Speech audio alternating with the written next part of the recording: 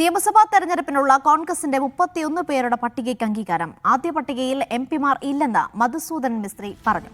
പട്ടികയിൽ sitting MLA Eldhose കുന്നിപ്പിള്ളയിൽ ഇല്ല. എൽദോസിനെതിരെ കോൺഗ്രസ് പ്രവർത്തകർ എഐസിസിക്ക് നൽകിയ പരാതി മധുസൂദനൻ മിസ്ത്രി പരിശോധിക്കും. കുന്നിപ്പിള്ളലുമായി ബന്ധപ്പെട്ട കേസിന്റെ ഫയൽ പരിശോധിച്ച ശേഷം സീറ്റിൽ മറ്റന്നാൾ ചർച്ച നടക്കും.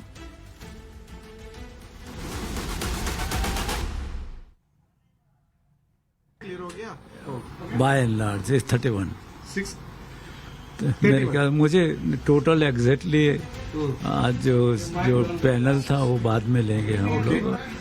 सीट में के और reservation seat sitting seat that के डिस्टर्ब हो गया 31 ഡി ധനസുമോദ വിവരങ്ങൾ നൽകാനായി ചേർന്നു. ധനസുമോദ വിശദാംശങ്ങൾ.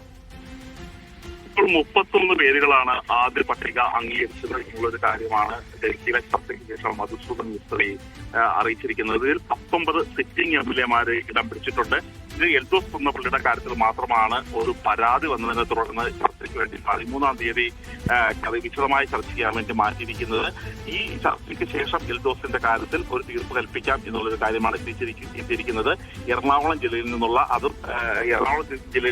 കോൺഗ്രസ് പ്രവർത്തകരാണ് എഐസിസിക്ക് നേരിട്ട് പരാതി നൽകിയിരിക്കുന്നത്. അതായത് സ്ത്രീ പീഡന പരാതിയുമായി ബന്ധപ്പെട്ട് വളരെ ഗുരുതരമായ ആരോപണങ്ങൾ തന്നെയാണ് ഇപ്പോഴും എൽദോസ് കുന്നപ്പിള്ളിക്കുള്ളത് എന്നുള്ളതാണ് ഹൈക്കമാൻഡിന് അറിയിച്ചിരിക്കുന്ന പരാതിയുള്ളത്. പക്ഷേ രമേശ് ചെന്നിത്തല ഉൾപ്പെടെയുള്ളവർ എൽദോസ് കുന്നപ്പിള്ളിക്ക് സീറ്റ് നൽകണം എന്ന് തന്നെയായിരുന്നു ഇന്ന് വാദിച്ചിരുന്നത്. തർക്കം രൂക്ഷമായതിനെ തുടർന്നാണ് ഇനി 13-ാം തീയതി ചേരുന്ന കമ്മിറ്റി യോഗത്തിൽ വിശദമായി കാര്യങ്ങൾ ചർച്ച ചെയ്തതിനു ശേഷം തീരുമാനിക്കാം എന്ന് തീരുമാനിച്ച് പിരിയുകയായിരുന്നു. തൃപ്പൂണിത്തുറ, പാലക്കാട്, പെരുമ്പാവൂർ എന്നീ മണ്ഡലങ്ങളിലാണ് ഇനിയിപ്പോൾ സ്ഥാനാർത്ഥികളെ പ്രഖ്യാപിക്കാനുള്ളത്. ഇതിൽ പാലക്കാട് രാഹുൽ മാങ്കൂട്ടത്തിന്റെ സീറ്റാണ്. തൃപ്പൂണിത്തുറയിൽ കെ ബാബു ഇനി മത്സരത്തിലില്ല എന്ന് പറഞ്ഞതാണ്. പെരുമ്പാവൂർ 13-ാം തീയതി തീരുമാനമാകുകയും ചെയ്യും.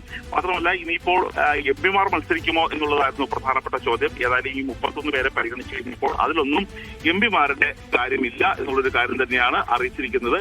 അന്തിമമായ സ്ഥാനാർത്ഥി പട്ടിക ഔദ്യോഗികമായി പ്രഖ്യാപിക്കുന്നത് ഈ തെരഞ്ഞെടുപ്പ് പ്രഖ്യാപനവുമായി ബന്ധപ്പെട്ട് തന്നെയായിരിക്കും. വളരെ നേരത്തെ തന്നെ സ്ഥാനാർത്ഥികളെ തീരുമാനിച്ചെങ്കിൽ പോലും 31 പേരെ തീരുമാനിച്ചെങ്കിൽ പോലും അത് ഉടൻ തന്നെ പ്രഖ്യാപിക്കേണ്ട എന്ന തീരുമാനത്തിലാണ് ഹൈക്കമാൻഡ് എത്തിയിരിക്കുന്നത്. ശരി, ഡി ധനസുമോദ വിവരങ്ങൾ നൽകി.